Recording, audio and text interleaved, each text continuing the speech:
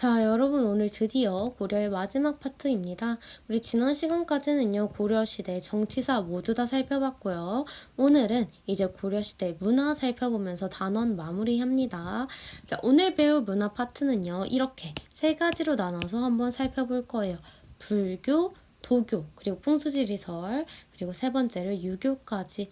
우리가 이 중에서 조금씩 더 중점적으로 살펴볼 파트는요, 우리가 삼국시대에서도 이미 마찬가지였지만 바로 이 불교랑 유교를 조금 더 집중적으로 살펴봅니다. 자, 여러분, 우리 고려에서는요, 불교와 유교가 각각 담당하는 역할이 따로 있었죠. 우리 고려 백성들부터 왕까지 이렇게 전체적인 고려 사람들의 정신, 의식 흐름을 지배했던 것은 바로 불교였습니다. 그래서 불교는 고려 사람들에게 정말 종교의 의미로서, 신앙의 의미로서 정신적 지지가 되는 역할을 많이 했다면, 우리 유교 같은 경우에는요, 종교로서라기보다는 고려의 통치 이념의 근간이 되는 이러한 역할들을 담당했습니다. 따라서 불교와 유교는 각각의 역할에서 고려시대의 두 기둥이라고 할 수 있었겠죠.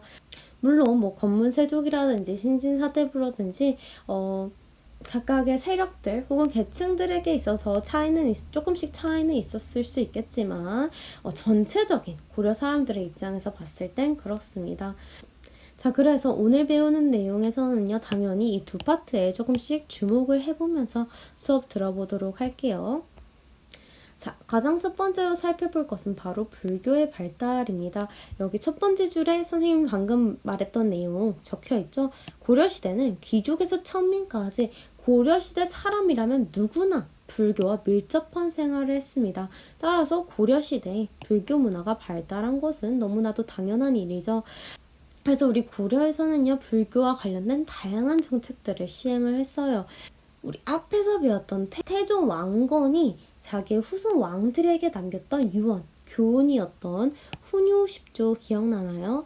뭐 서경을 중시해라, 거란을 경계해라, 뭐 이런 다양한 내용들이 있었지만 그 내용 중 하나에 불교를 숭상해라, 그래서 연등회와 팔관회를 중시해라 라는 내용들이 있었습니다. 우리 고려를 건국했을 당시부터 불교가 매우 중요시 여겨졌구나 하는 부분을 알 수 있고요. 자, 그리고 우리 두 번째, 승과 제도를 실시했다고 했어요. 이 승과가 뭐냐면요, 예전에 과거 제도를 배웠을 때 시험의 종류가 3개 있다고 했습니다. 문과, 잡과, 승과. 자, 여기서 나오는 이 승과를 의미하는데요. 즉, 승려를 과거 시험에서 뽑았던 것을 의미합니다. 예전에 우리 무신정변 배울 때 무신들이 얼마나 차별을 받았느냐. 이 과거제에서는요, 무신을 뽑는 공식적인 묵과 선발제도가 없었다라고 했죠. 무인들은 뽑지 않았는데 승려는 국가가 공식적인 시험을 치러서 뽑았다는 얘기예요. 그만큼 고려에서 불교가 중시되고 있음을 알 수 있는 또 하나의 예시입니다. 마지막 세 번째, 초조대장경이나 팔만대장경이 제작되었다라고 했는데요. 우리 이 문화재들을 어디서 봤냐면 예전에 북방민족들이 침입했을 때, 우리 초조대장경 같은 경우는요, 거란의 침입 때, 그리고 훨씬 더 중요한 이 팔만대장경은 몽골의 침입에 대비해서 몽골의 침입을 기도로 이겨내는 마음으로 우리 팔만대장경 제작되었다고 했었죠. 그래서 이러한 정책들을 통해서 우리는 고려가 되게 불교를 중요시한 나라였구나 라는 것을 공통적으로 알 수가 있습니다. 자, 더불어 우리 문화재의 양식들도 간단하게 살펴볼 건데요. 당시 고려시대에는 불교와 관련된 문화재가 현재도 많이 나와 있습니다. 교과서 139쪽에 있는 사진들을 보면서 간단히 한번 살펴볼게요. 자, 고려시대의 특징 중 하나는요, 불교와 관련돼서 이런 다층 다각탑들이 많이 건설되었다는 겁니다. 자, 우리 사진들을 보면요, 얘는 평창 월정사 8각 9층 석탑, 송나라의 영향을 받은 석탑이고요. 원관 석기에 오면은 경천사지 10층 석탑, 이렇듯이 층수가 되게 많은 높은 석탑들이 이때 고려시대에 지어지게 되는데, 이렇게 다층 다각탑 지어진 것이 고려시대 석탑들의 특징 중 하나라고 할 수가 있겠어요. 자, 그리고 또 다른 고려시대 문화재의 특징 중 하나가 여기 불상 보이나요? 이렇듯이 고려시대에 지어진 많은 불상들이 이렇게 거대하고 못생긴 형태의 불상 모습을 띠고 있었습니다. 그래서 우리 교과서 이 단원 첫 페이지에 봐도요. 도입 부분을 어떻게 하고 있냐면 불상의 모습을 지어주고 고려시대 거대한 불상을 조성하였던 이유는 무엇일까? 라고 물어보고 있죠. 여러분 이 모습은 무엇과 대비되냐면 자 여러분 이 불상 한번 볼게요. 삼국시대의 불상 모습입니다. 금동미륵 보살 반가사유상이라고 해서 삼국시대에 되게 대표적으로 손꼽히는 현재 우리나라 국보 중 하나예요. 당시의 불상들을 보면요. 여러분들이 볼 수 있듯이 훨씬 더 정교하고 훨씬 더 사이즈도 작고 정교하고 아름다운 모습을 갖춘 형태들을 볼 수가 있습니다. 그런데 상대적으로 우리 고려시대에 오니까 불상들이 많이 투박해지고 개성이 넘치는 모습을 띠고 있죠. 그 이유는 바로 당시에 이런 불상들이 지방 호족들에 의해서 대부분 건립되었기 때문에 그렇습니다. 당시의 지방 호족들은요. 훨씬 더 크고 개성이 넘치는 불상을 건립함으로써 지방 곳곳에서 자신의 권위를 과시하고자 한 것이죠. 그래서 여러분들이 나중에 수학여행을 가거나 지방 국내 여행 곳곳을 돌아다니게 되면은 가끔씩 이런 거대하고 못생긴 불상을 보게 될 텐데요. 이런 불상을 본다면 모두는 아니지만 대부분 고려시대 불상일 확률이 되게 높습니다. 그래서 나중에 여러분이 커서라도 그런 불상들을 봤을 때 지금 선생님이 했던 수업 내용을 함께 기억하면서 아 그래서 저 불상은 저렇게 거대하고 못생긴 특이한 모습을 띠고 있구나 라고 기억을 해주면 되겠죠? 자 우리 이렇게 고려시대 불교와 관련된 문화재들도 교과서와 함께 간단하게 살펴봤고요. 자, 이어서 오늘 고려시대의 승려 2명만 더 살펴봅니다. 자, 고려시대의 대표적인 승려로는요. 의천과 진울이라는 사람이 있습니다. 이 둘은요. 일단 공통점이 있어요. 우리가 예전에 불교의 종류가 교종과 선종으로 나뉘었던 것 기억하나요? 이 2명 다 교종과 선종을 서로 통합하려는 시도를 했던 인물들입니다.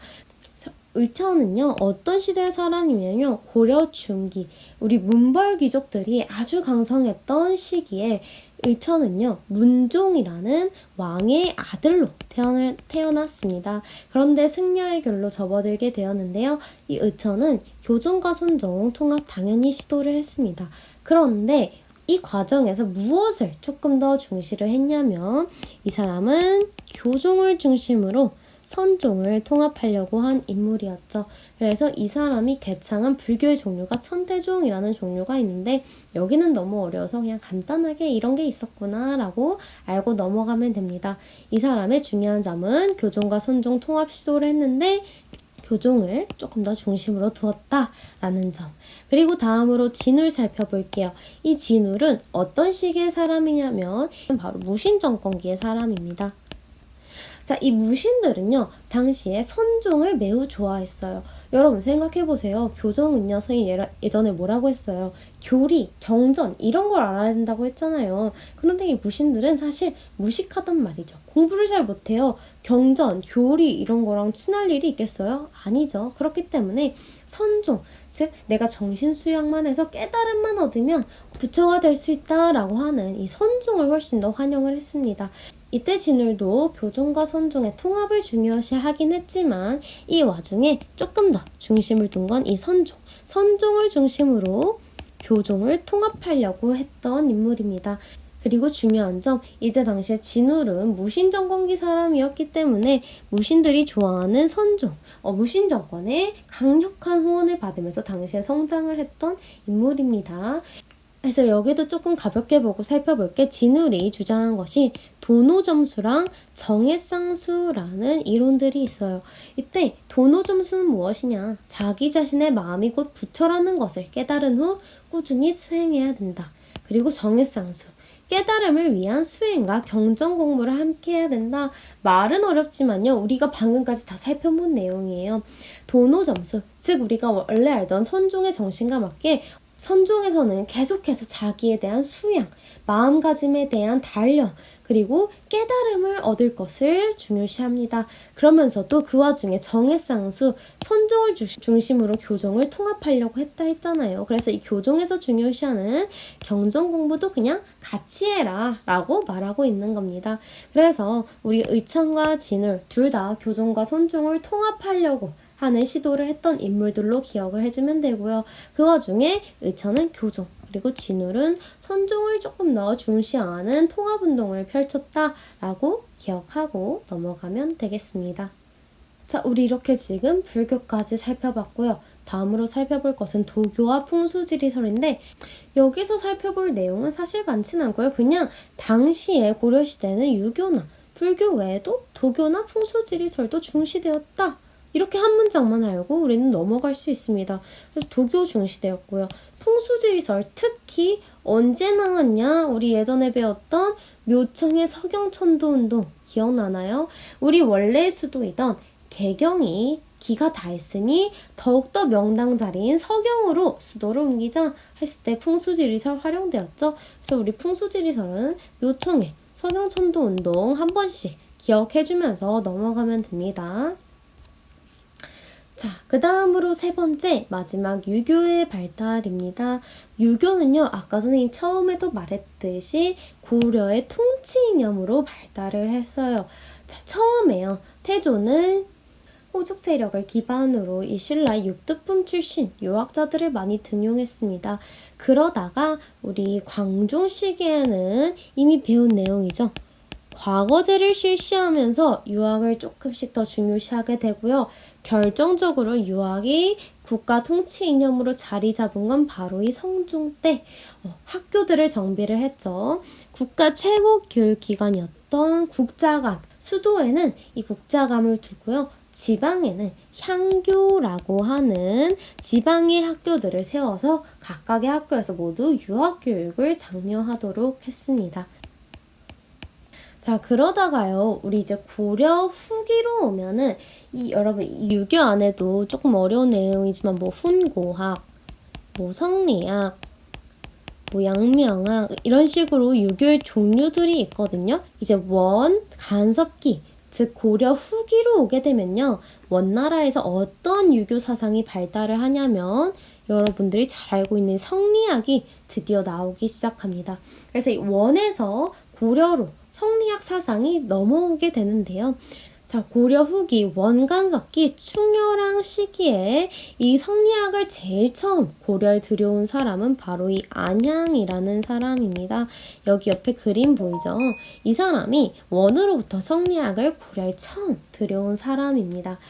그리고 그 충렬왕 다음 왕이었던 우리 충선왕 시기, 충렬왕의 아들이에요. 충선왕은요, 제의를 계속 하다가 이제 말년에 가면요, 자신의 아들이었던 충수광에게 왕위를 물려주고 자신의 남은 여생은 원의 연경, 지금의 베이징에 가서 보내게 되는데요. 이때 충선왕이 설치한 것이 바로 만권당이라는 것을 설치를 합니다. 그래서 이 만권당에서 고려의 학자들 그리고 원의 유학자들을 불러서 다 같이 성리학에 대해서 공부하고 토론하는 기관으로 활용을 하는데요. 이제 결정적으로 성리학은 사실 왜 중요하느냐. 이 성리학을 좋아했던 세력들이 결국에 누구였어요? 후에 우리 신진사대부로 성장하는 세력들입니다. 그리고 이 신진사대부는 결국에 조선을 건국한 사람들이 되죠. 그래서 고려가 우리 유교뿐만 아니라 불교의 영향력이 되게 큰 나라라고 한다면 조선은 여러분들이 알고 있듯이 대표적인 성리학의 나라, 유교의 나라라고 우리가 부르죠. 그래서 이 신진사대부들을 토대로 조선이 건국되었기 때문에 이 성리학이 훨씬 중요한 사상적 기반으로 자리 잡게 되었다는 점에서 우리가 지금 중요하게 배우는 거예요. 자, 우리 유교의 발달과 더불어 정말 중요하게 살펴봐야 될 파트, 바로 역사서입니다.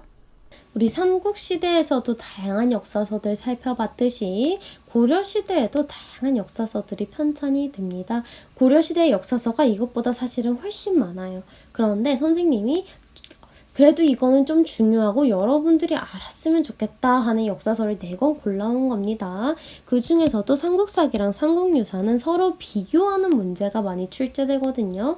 그래서 이 4개의 역사선 여러분들이 꼭 알았으면 좋겠습니다.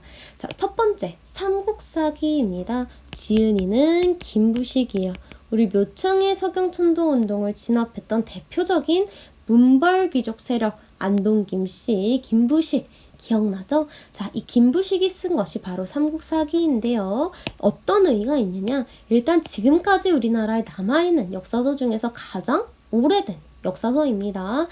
이 김부식은요, 문벌 귀족이자 유학자였어요. 역사를 보는 관점을 우리가 사관이라고 하거든요. 어떤 사관에 따라 편찬이 됐느냐? 바로 유교적, 합리주의 사관에 의해서 우리가 편찬되었다라고 합니다. 여러분, 이 유교적 합리주의 사관이 뭐냐면요. 이 밑에 있는 한 문장으로 정리해 볼 수 있어요. 괴이하고 이상한 일은 기록하지 않는다. 즉, 여러분, 우리 삼국시대에는 다양한 설화, 전설들이 많아요. 사람이 아래서 태어났다든지 하늘에서 사람이 내려왔다든지 이러한 설화와 전설들 있죠. 김부식은요. 이런 일들은 모두 괴이하고 이상한 일이라고 취급을 했어요. 그래서 내가 유교적, 유학자의 입장에서 바라봤을 때 합리적인 것만 적겠다. 이러한 설화나 전설들은 기록하지 않겠다라고 한 거죠. 그래서 우리 삼국사기는 처음으로 그래도 삼국시대 고구려 백제 신라를 다 우리 민족의 역사로 적었다는 점에서는 의의가 큰 역사서이지만 단군설화라든가 삼국시대 건국설화들 이런 내용들은 전혀 적혀있지 않습니다. 자, 이런 책이 바로 삼국사기였고요. 두 번째로 볼 것은 동명왕편이라는 책이에요. 방금 삼국사기가 인종시기, 이자경의 난, 묘청 서경천도 운동 있던 그 시기였거든요. 이 동명왕편이 쓰여진 시기는요. 바로 무신정권 시기입니다. 자, 이 무신정권 시기에 이규보가 동명왕편을 썼는데 여기서 말하는 동명왕이란 누구냐면 주몽이에요. 주몽 즉 고구려를 세운 사람. 그래서 이 주몽의 이야기를 쓰면서 고구려의 건국 영우담을 늘어놓고 있습니다. 자, 이규보는요. 이러한 동명왕편을 써냄으로써 무엇을 강조하고자 했냐? 바로 고려 이 시기에 다시 한번 고려가 계승한 고구려의 영웅담 건국설화를 써냄으로써 고구려 계승의식을 다시 한번 강조하고자 했습니다. 그러면서 동시에 뭘 강조하고자 했느냐? 여러분 당시 무신정권 시기를 생각해보면요. 그 전까지 거란, 여진, 그리고 이후에 몽골 등 계속해서 수많은 외적들, 북방민족들의 침입이 있었습니다. 그래서 이런 외적들의 침입에 대해서 야, 우리 이만큼 훌륭한 나라야, 이렇게 자주적인 기상을 가지고 있는 나라야 라고 하면서 민족 자주의식을 같이 강조하고자 이 책을 편찬했다고 할 수 있습니다. 따라서 고구려 계승의식 동시에 민족적 자주식을 강조한 책이다라고 할 수가 있고요. 자, 우리 다음으로 살펴볼 것은 삼국유사와 제왕후기라는 책인데요. 이 둘 다 시기가 언제냐? 바로 원간섭기. 둘 다 충렬왕이라고 하는 최초로 충자가 들어가는 시기에 왕 때 쓰여진 책들입니다. 이 삼국유사를 편찬한 사람은 바로 일련이라는 스님입니다. 여러분, 삼국사기야 벌써 대조되는 점 찾을 수 있죠. 김부식은 유학자였는데요. 일련은 스님이에요. 그래서 김부식이 유교적 사관을 반영했다면 삼국유사에는 훨씬 더 불교적인 사관들이 반영되어 있습니다. 삼국유사가 삼국사기와 결정적으로 그리고 다른 점은 바로 설화와 야사를 수록했다는 점입니다. 김부식은 괴이하고 이상한 일이라고 취급했던 그 설화와 야사를 모두 수록했기 때문에 삼국유사에는 드디어 우리 단군의 건국 이야기가 우리의 역사로 포함이 돼 있어요. 그 전까지는요.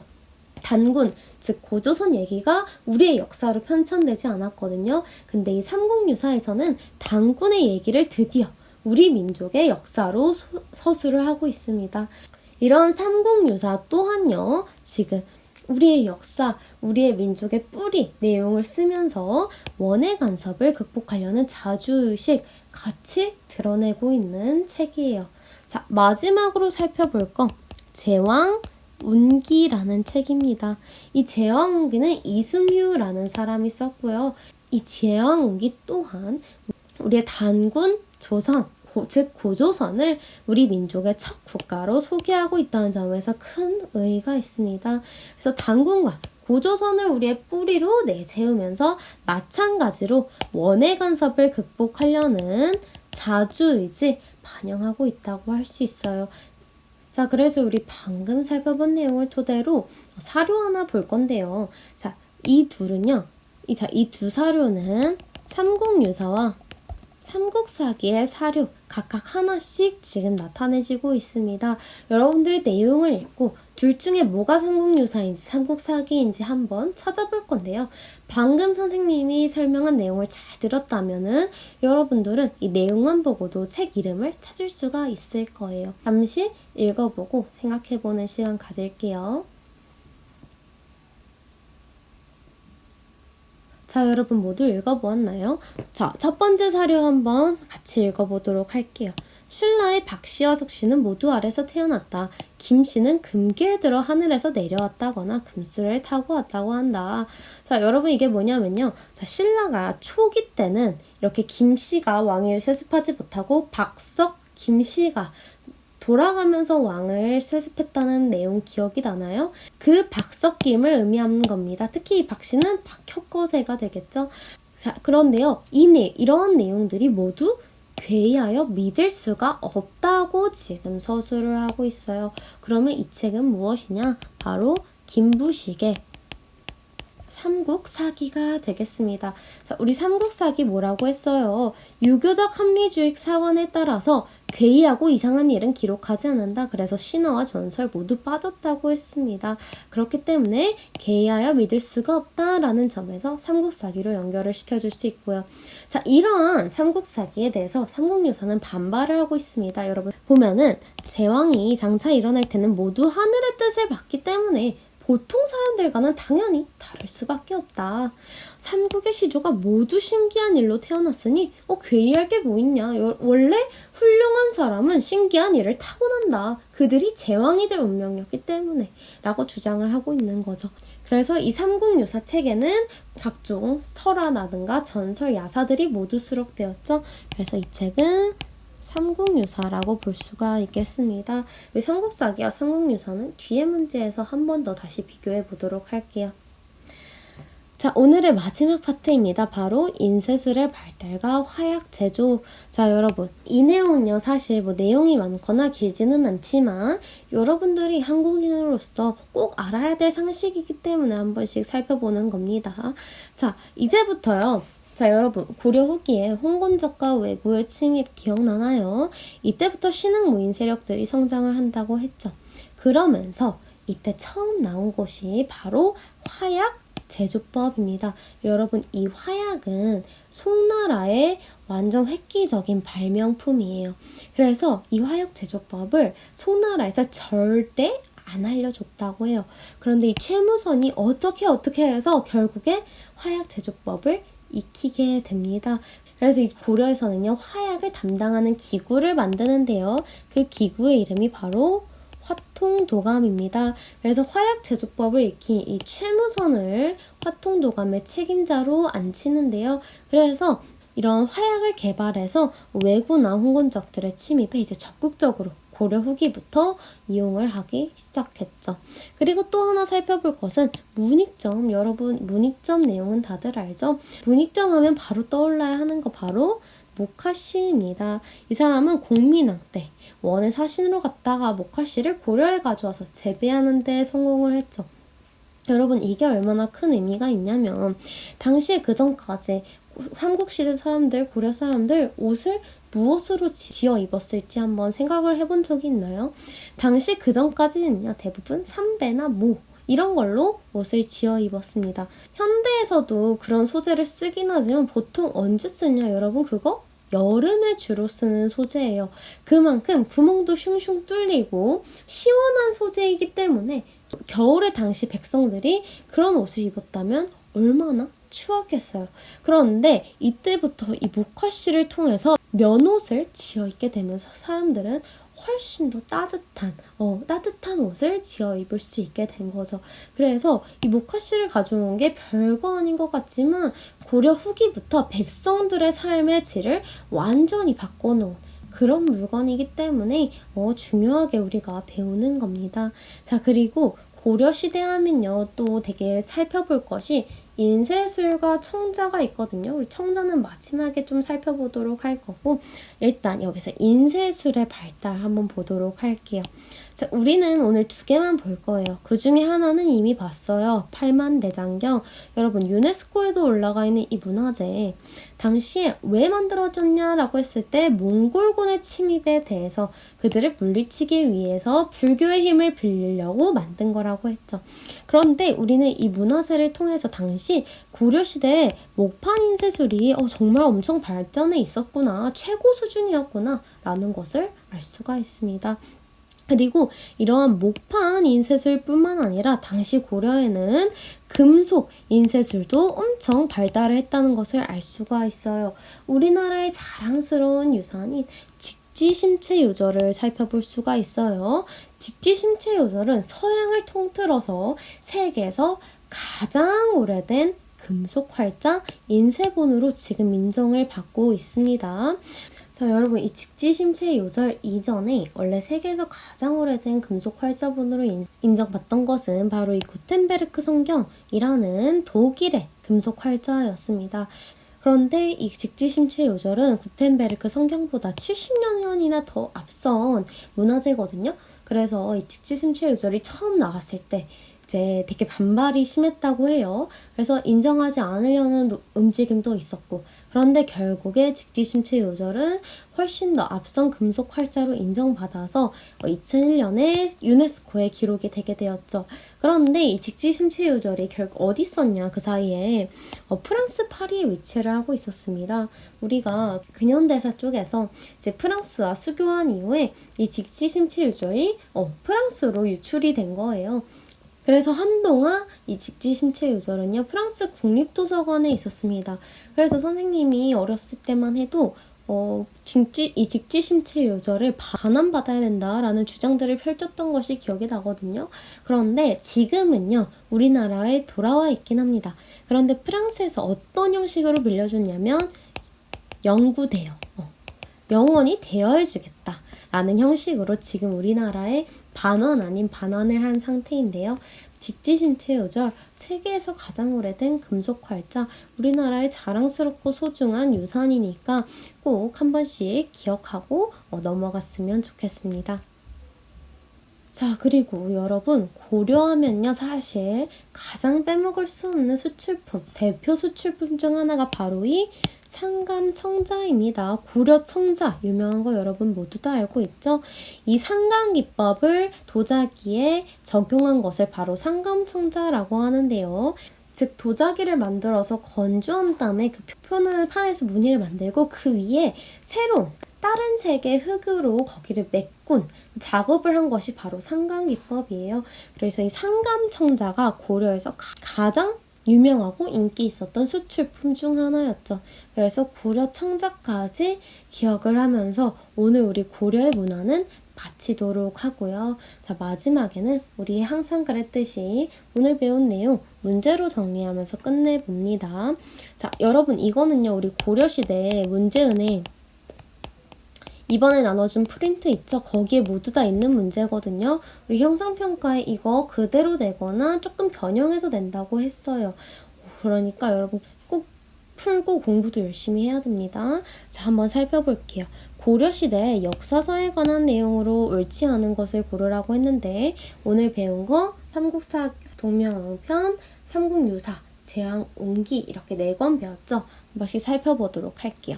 자, 삼국유사는 처음으로 단군 신화를 기록하였다. 맞는 내용이라고 했습니다. 그래서 이 단군 신화를 기록한 또 다른 책, 바로 제왕운기도 있다고 했었죠. 자, 그래서 1번은 맞는 설명이었고요. 2번.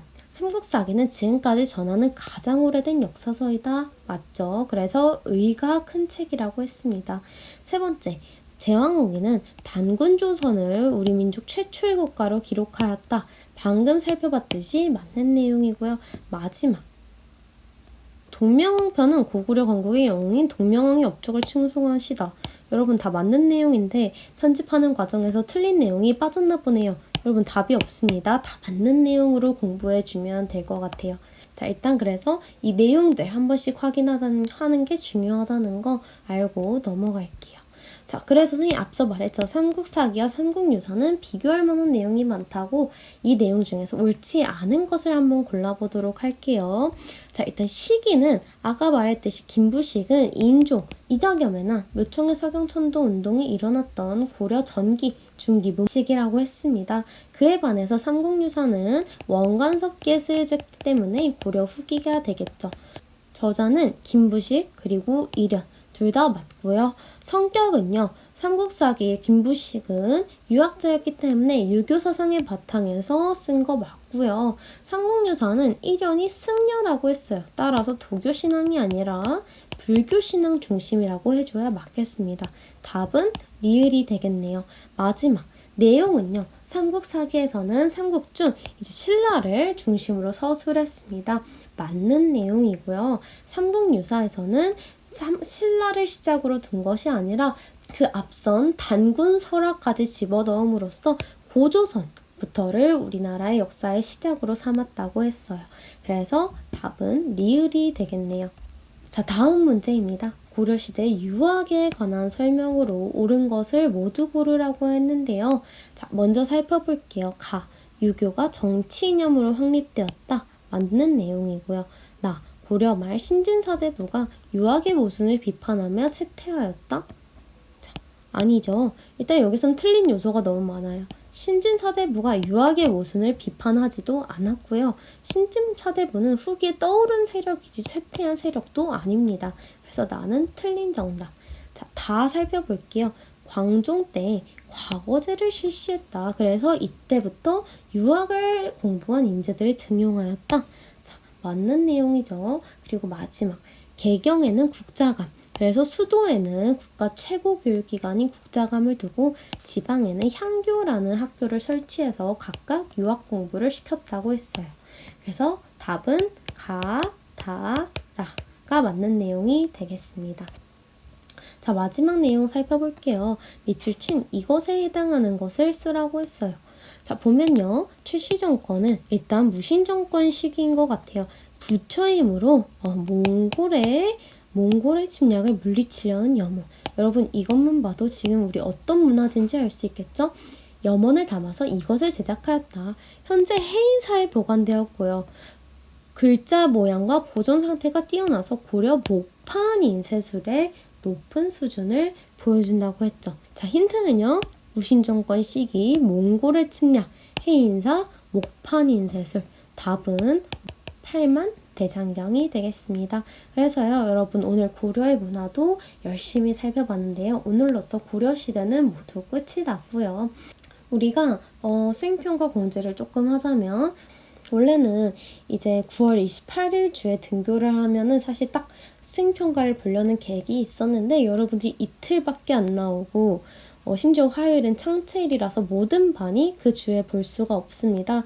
따라서 고려시대 형성평가는 그 다음 등교일 주에 볼 거예요. 그래서 학사 일정이 조금 더 확정이 나면 일자까지 합쳐서 온라인 클래스에 공지 올릴 테니까 여러분들 고려시대 문제은행 준거 항상 열심히 풀고요. 모르는 부분이 있으면 꼭 온라인 클래스 모든 영상이 다 있거든요. 그래서 부분 확인하면서 복습하도록 하세요. 자, 여러분 고려시대 한단원 공부한 동안 고생 많았고요. 오늘 수업은 여기서 마치겠습니다.